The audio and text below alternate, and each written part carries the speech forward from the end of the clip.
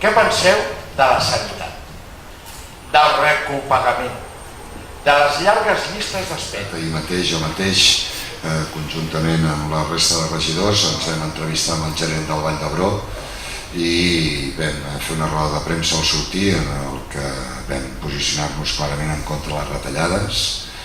En primer lloc perquè la despesa sanitària euros any habitant a Catalunya està sobre els 1.280 euros, la mitjana de l'Estat està sobre els 1.400, la mitjana d'Extremadura està sobre els 1.500, la mitjana de Navarra i de País Basc està sobre 1.600, és a dir, que som una de les comunitats que destina menys diners per habitant a la salut a nivell anual.